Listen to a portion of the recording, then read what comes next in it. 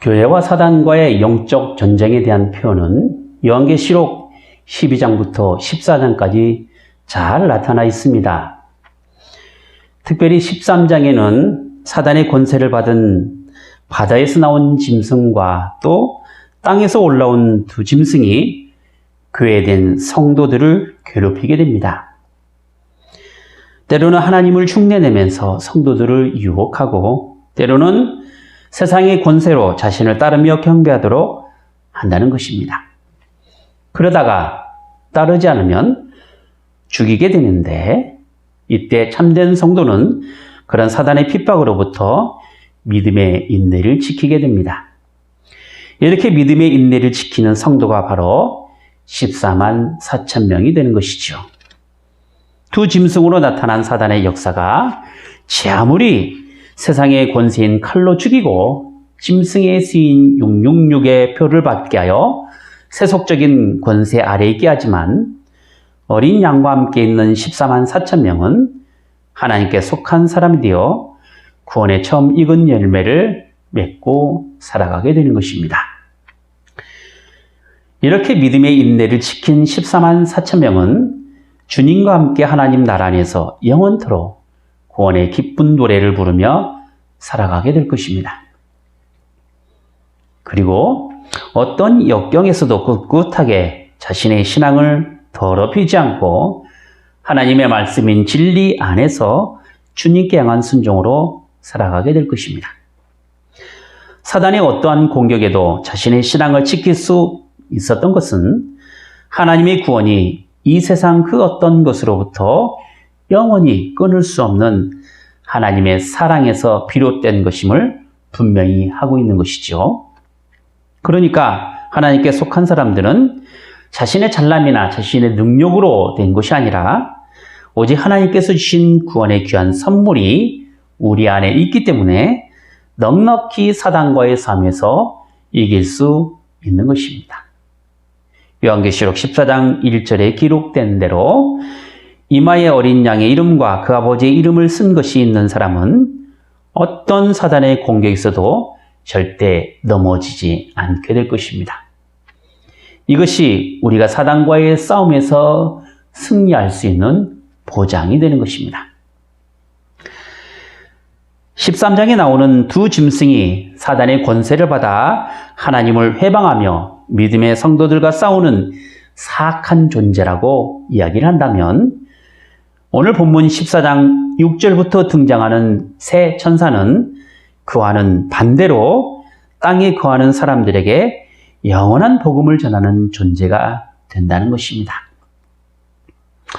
그래서 오늘은 이 새 천사와 또 그 새 천사가 전하는 내용과 함께 믿는 사람들에게 주실 구원의 기쁜 소식을 함께 알아보도록 하겠습니다. 자, 6절과 7절에 등장하는 첫 번째 천사를 알아보도록 하겠죠. 또 보니 다른 천사가 공중에 날아가는데 땅에 거하는 자들 곧 여러 나라와 족속과 방언과 백성에게 전할 영원한 복음을 가졌더라. 그가 큰 음성으로 가로되 하나님을 두려워하며 그에게 영광을 돌리라. 이는 그의 심판하실 시간이 이르렀음이니 하늘과 땅과 바다와 물들의 근원을 만드신 이를 경배하라 하더라. 자, 첫 번째 천사가 전하는 그 소식 무엇입니까? 바로 하나님의 심판이 가까이 왔음을 선언하고 있는 것이지요. 하나님의 심판이 가까이 왔음을 선언하는 것이 천사가 전해주는 복음의 내용이 되는 것입니다. 이 땅에 살아가는 모든 사람들이 알아야 할 복음은 바로 마지막 날에 임할 하나님의 심판입니다. 물론 천사가 전하는 소식은 하나님의 심판이 가까움을 알아서 하나님을 두려워하며 하나님께 영광을 돌리는 사람들에게 주실 복음이 될 것입니다. 하지만 반대로 회개하지 않고 영원히 하나님께 향하여 경배하지 않는 사람들에게는 결코 좋은 소식이 못 될 것입니다. 이렇듯 천사가 전하는 소식은 내용에서는 하나가 되지만 그 소식을 듣는 사람이 누구냐에 따라서 두 가지 의미를 가지는 내용이 되는 것이죠. 그래서 천사가 전해주는 소식이 영원한 복음임을 소개하면서 천지를 만드시고 모든 것의 근원이 되시는 하나님을 두려워하며 하나님께 영광을 돌릴 것을 이야기하고 있는 것이죠. 참으로 복음에 반응하는 사람들은 마땅히 하나님께서 창조주가 되시고 모든 것의 처음과 끝이 되시는 분이심을 인정하며 살아가야 할 것입니다. 심판의 때가 가까이 왔기 때문에 하나님을 두려워하고 하나님께로 돌아와 마땅히 하나님께 경배해야 합니다. 그리고 이러한 천사의 소식은 13장에서 두 짐승이 나타나는데 그들이 한 행동과 비교가 됩니다. 사단의 능력과 보좌와 큰 권세를 받은 그 두 짐승은 사단에게 경배할 것을 요구하였죠. 참남한 말로 하나님을 회방하며 교회를 해방하며 칼로 죽이는 자들이었습니다. 하지만 반면에 천사는 어떤 존재였습니까? 바로 마지막 날에 능히 하나님께서 심판하실 것을 두려워해야 된다라고 했습니다. 지금에 받은 환난이나 어려움 때문에 사단에 속하여 사단에게 경배해야 하는 것이 아니라 경배의 대상이 하나님 되심을 분명히 밝히면서 마땅히 하나님을 찬양하며 하나님께로 돌아올 것을 권면하고 있는 것이죠. 이제 두 번째 천사가 또 등장을 합니다. 8절 말씀을 보겠습니다.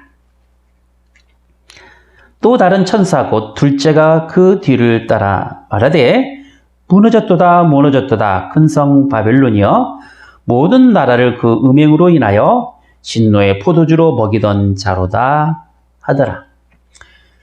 자, 두 번째 천사가 전해준 소식이 무엇입니까?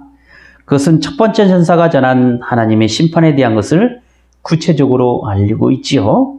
그게 무엇이냐면 바로 결국 하나님의 거대한 사단의 거대한 세력이라고 믿었던 그 바벨론이 하나님의 진노를 받아 무너지게 된다라는 것입니다.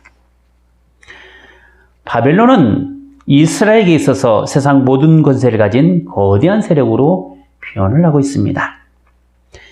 이스라엘의 멸망과 그리고 포로 그리고 이스라엘에게 영향을 주는 세상 나라의 통치에는 언제나 바벨론이란 표현이 있었습니다. 그러므로 바벨론은 상징적인 표현으로서 출애굽 당시에는 애굽, 그리고 이스라엘의 멸망 때에는 아수르, 그리고 예수님 당시에는 로마를 상징하고 있다 할 것입니다. 특별히 요한계시록에는 사단의 세력을 바벨론으로 표현하고도 합니다. 그런 점에서 기독교인들에게 있어서 바벨론은 요한계시록이 기록될 당시에 교회를 핍박하고 압제했던 로마 제국을 의미하기도 하고 또 사단의 권세를 받아 세상 권력을 주면서 우상을 숭배하며 또 영적 음행을 저지르게 만드는 짐승이었기 때문에 바벨론이 무너졌다라고 말하는 그 천사의 소식은 하나님의 진노에 따라 바벨론 자신도 하나님의 엄중한 심판을 받게 될 것임을 이야기하고 있다. 이렇게 말할 수 있을 것입니다. 자, 여기 진노의 포도주를 먹이던 자는 바벨론이 될 것이며 또 진노의 포도주는 음행을 의미하고 있다 할 것입니다. 말하자면 바벨론은 음행의 본거지요. 그리고 중심이었습니다. 요한계시록 18장에 보면 바벨론을 음녀로 표현하고 있기도 합니다. 그러기 때문에 바벨론에 속한 세상 사람들은 당시 로마 제국으로 보자면 사치와 향락에 빠져 도덕적으로 심각한 폐해를 가져오게 되었고 또 짐승으로 보자면 하나님을 떠나 우상 숭배를 하는 영적 타락을 가져오게 되었던 것입니다. 자, 여기 음행이라고 하는 것에는 세속화되어 주는 이 세상에서 매우 실제로 나타나는 타락의 한 현상이 됩니다. 인간이 성적으로 타락하는 방법은 비정상적이고 비상식적으로 육체의 즐거움을 누리는 것에 있습니다. 올바른 관계가 아닌 상태에서의 성적인 충동은 언제나 음행의 결과를 낳게 됩니다. 그래서 간음이 나오는 것이죠. 순간적인 성적 충동이나 또 잘못된 성문화나 성지식은 성폭행과 성추행으로 나타나는 것입니다. 또한 이 성적 음행은 순리를 영리로 바꾸는 것도 있습니다. 로마서 1장 26절과 27절 말씀을 보면 하나님께서 저희를 부끄러운 욕심에 대어 버려두셨나니 곧 저희 여인들도 순리대로 쓸 것을 받고 영리로 쓰며 이와 같이 남자들도 순리대로 여인 쓰기를 버리고 서로 향하여 음욕을 부리듯 하며 남자가 남자로 더불어 부끄러운 일을 행했다라고 했습니다. 동성애의 문제죠. 이 동성애의 문제는 어제 오늘이 일이 분명히 아닙니다. 이미 2000년 전에 기록되어 있는 성경에 나와 있습니다. 이미 죄로 말미암아 나타난 타락한 현상이요 서로 욕되게 하는 일이요 부끄러운 일이 되는 것입니다. 자, 그런데 말입니다. 이렇게 음욕으로 인한 부끄러운 일들은 영적인 타락으로 인하여 발생이 되었다라는 것입니다. 로마서 1장 21절부터 23절을 보겠습니다. 하나님을 알되 하나님으로 영화롭게도 아니하며 감사치도 아니하고 오히려 그 생각이 허망해지며 미련한 마음이 어두워졌나니 스스로 지혜 있다 하나 우준하게 되어 썩어지지 아니하는 하나님의 영광을 썩어질 사람과 금수와 버러지 형상의 우상으로 바꿨느니라 했습니다.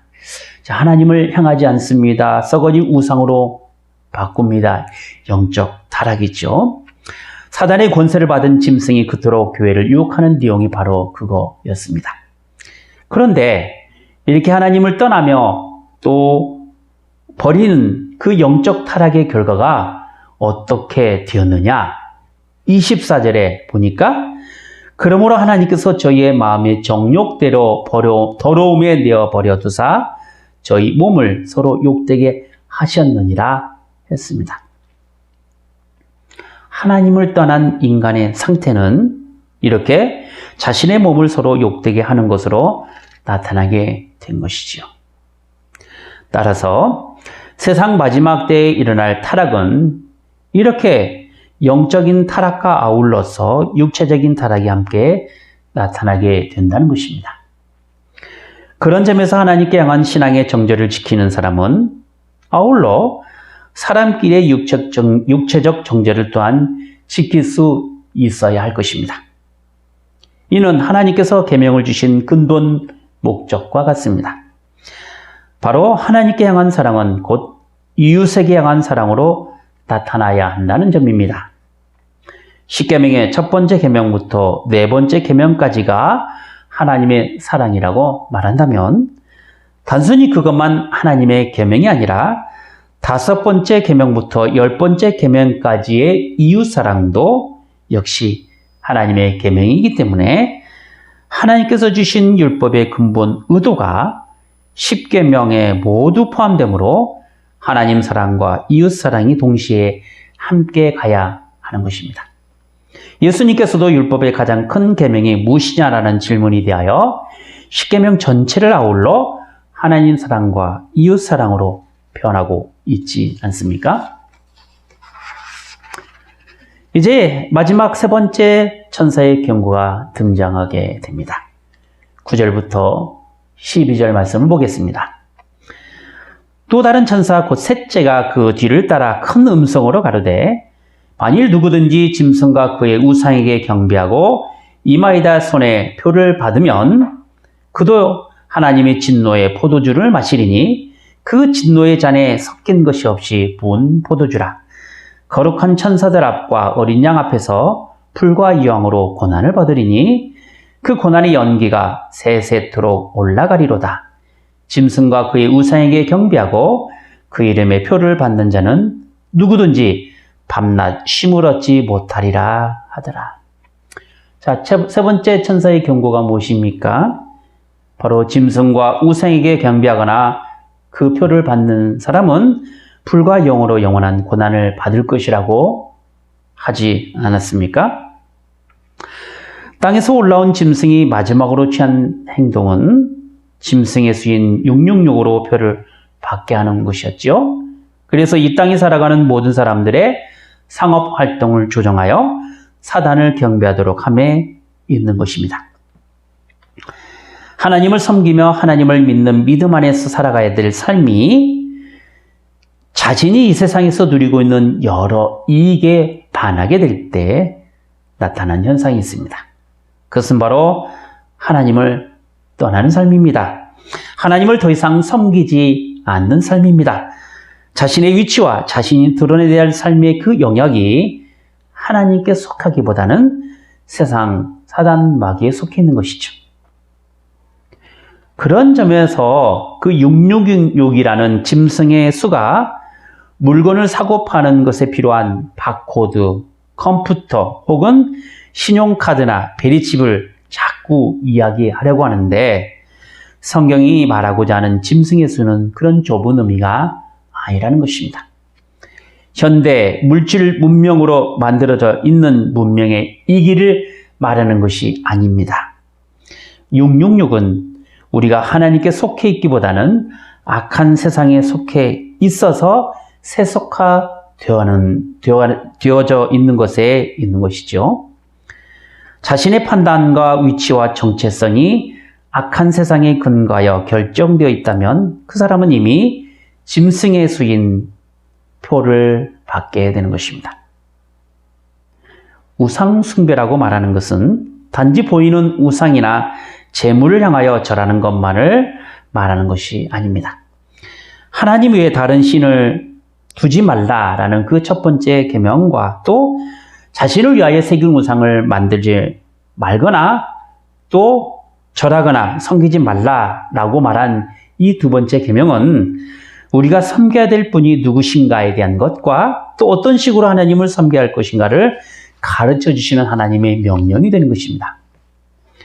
그러므로 우리에게 우상은 하나님 외에 다른 그 무엇이 하나님을 대신하게 된다면 그것이 바로 우상이 되는 것이죠. 그리고 마땅히 하나님께 향하여 경배하고 찬양해야 될 우리의 모습이 자신을 위한 것이거나 혹은 다른 것으로 그 영광이 돌려지게 된다면 그건 역시 또한 우상이 되는 것입니다. 하나님 외에 다른 것이란 절에 있는 어떤 불상이나 혹은 묘나 혹은 신주단지 같은 것만을 의미하는 것이 아닙니다. 자신이 좋아하는 그 어떤 것이라도 하나님보다 우선시하게 되면 그게 바로 우상이 되는 것입니다. 하나님을 위하여 사용되어져야 할 돈, 명예, 권세가 하나님보다 더 우선시하게 되면 그것이 바로 우상이 되는 것이죠. 자, 그렇다면 이렇게 짐승의 표를 받고 우상을 섬기는 사람들이 받는 하나님의 진노가 무엇이라고 이야기하고 있습니까? 바로 불과 유황으로 고난을 받는다라고 했습니다. 그것도 고난의 연기가 밤낮 쉬지 않고 세세토록 올라간다고 했습니다. 쉽게 말하자면 영원한 고통이 있는 지옥의 형벌을 받게 된다라는 것이지요. 하나님께서 내리시는 진노의 잔은 하나님의 진노와 심판을 상징하는 일종의 표현 방법입니다. 그것도 마지막에 임할 심판을 상징하기 때문에 불과 유황을 사용해서 표현한 것이죠. 마지막 날에 세상에 속하여 세상에 따라 살아가는 사람들에게 닥칠 그 결과는 영원한 멸망이라는 변하지 않는 사실에 있는 것입니다. 노아 홍수 이후에 나타났던 하나님의 심판은 불과 유황으로 내리는 심판이었습니다. 그래서 대표적으로 소돔과 고모라에게 향한 하나님의 심판이 있지 않습니까? 자, 그러면 어째서 하나님의 복음이라 이렇게 말하면서 이렇게 무서운 하나님의 심판을 이야기하며 또 지옥의 형벌을 이야기할까요? 하나님의 복된 소식은 생명을 살리는 일입니다. 그리스도 복음인데 그냥 예수 믿으면 천국 간다라는 식으로 끝나면 되는데 왜 심판과 지옥까지 언급하면서 경고해야만 할까라는 것이죠. 그것은 바로 하나님의 심판이 믿지 않는 사람에게는 지옥의 형벌로 분명히 나타나지만 믿는 사람들에게는 하나님의 심판이라는 경고가 믿음의 인내를 나타내는 좋은 기회가 되기 때문에 그렇습니다. 심판의 경고가 있는 복음이 믿는 사람들에게 복된 소식이 될 수 있는 것은 바로 환난과 핍박 중에서도 예수 그리스도 안에서 살아가는 삶이 자신의 신앙을 지키는 삶으로 믿음을 보일 수 있기 때문에 그렇죠. 하나님께서 나팔의 재앙을 통해서 경고하시는 주된 목적은 세상에 속하여 짐승을 따르는 죽은 영혼을 위한 것이 아니라 바로 믿음의 인내를 지켜야 될 하나님의 교회를 지키기 위함인 것입니다. 우리가 이 점을 분명히 한다면 마지막 시대에 어떻게 살아가야 할 것인가가 분명해질 것입니다. 마지막 시대에 살아가는 우리에게 희망이 어디에 있습니까? 12절 말씀을 보도록 하겠습니다.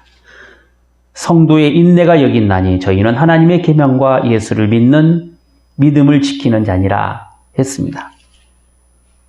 또 13절 보니까 또 내가 들으니 하늘에서 음성이 나서 가로되 기록하라.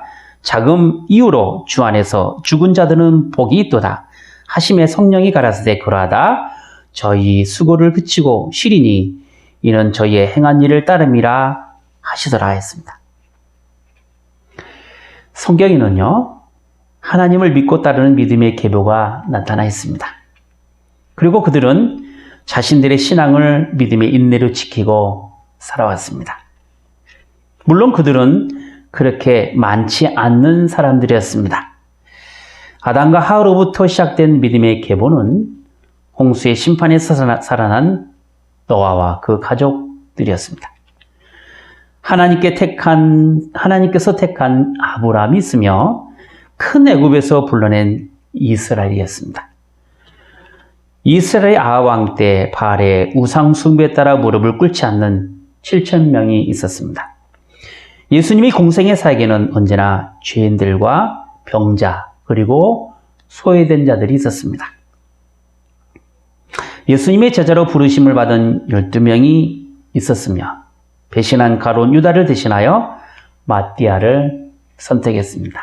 그들은 신앙을 그렇게 믿음으로 지키고 살았고 그의 목숨을 다할 때까지 믿음의 사람으로 있었던 것이죠. 많은 민족 가운데 이스라엘을 부르신 것이고 많은 사람들 가운데 남은 자들을 부르신 것입니다. 바로 요한계시록에 있는 짐승의 수인 666표를 받지 않는 사람들일 것이고 14만 4천 명에 속해 있는 사람들입니다. 비록 많은 민족이나 많은 사람은 아닐지라도 그들은 오직 하나님께 향한 자신의 믿음을 지키며 살아간 사람들이었습니다. 주님과 함께 살아가는 기쁨을 가지고 사단의 여러 핍박과 유혹으로부터 끝까지 견디며 살아가는 사람이었습니다. 물론 공중권세 잡은 사단은 교회가 온전히 하나님께 향한 신앙을 지키도록 허락하지 않습니다. 그래서 교회를 공격하여 하나님을 배신하도록 합니다. 그래도 안 되면 죽이잖아요. 적그리스도가 되어서 세상에서 온갖 음행과 타락함을 보여주게 됩니다. 세상의 타락함은 곧 교회의 타락함에서 나타납니다. 교회가 하나님께 향한 견건과 신앙의 순결함을 지키는 그 순기능의 역할을 하지 못하게 된다면 여지없이 세상과 결탁이 된 타락함이 나타나게 될 것입니다. 마지막 시대의 교회가 가져야 될 영적 순결함이 지금 더욱 필요할 때가 아닌가 이런 생각이 듭니다. 기도하겠습니다. 걸어가신 하나님 아버지, 주께서 마지막 시대에 저희를 많은 사람 가운데서 부르시고 또 교회 안에 두신 것은 시대적 사명을 감당하기 위한 하나님의 택하심임을 저희가 믿사옵나이다. 이는 사단의 여러 공격과 유혹으로부터 저희가 믿음의 인내를 지켜서 하나님의 교회를 온전하게 세워감이 싸움나이다. 정말로 하나님의 복음에는 심판에 대한 경고를 통하여 믿는 사람들에게 그 믿음의 인내를 통하여 온전한 구원의 생명을 나타내려 함에 있는 것을 저희가 아옵나이다. 하오니 주께서 주신 말씀으로 죄악에 물든 그 타락한 세상에서 순전한 신앙을 지키는 저희가 되게 하여 주시옵소서. 비록 가진 것 없지만, 자랑할 만한 것이 없지만, 이 세상 많은 사람 가운데서 저희를 부르시고 자녀 삼으신 하나님의 은혜에 감사옵나이다. 그래서 더욱 세상 있는 것으로 교만하지 않게 하시며 자신이 가진 것으로 자랑이 나타나지 않게 하여 주시옵소서. 곧 교만과 자랑은 패망의 선봉이요 또 넘어짐의 앞잡이라고 분명히 말씀했사오니 마지막 시대에 주님의 은혜로 겸손하게 하시며 저희의 모든 행사를 하나님께 맡기며 살아가게 하여 주시옵소서. 주 예수 그리스도의 이름으로 기도하옵나이다. 아멘.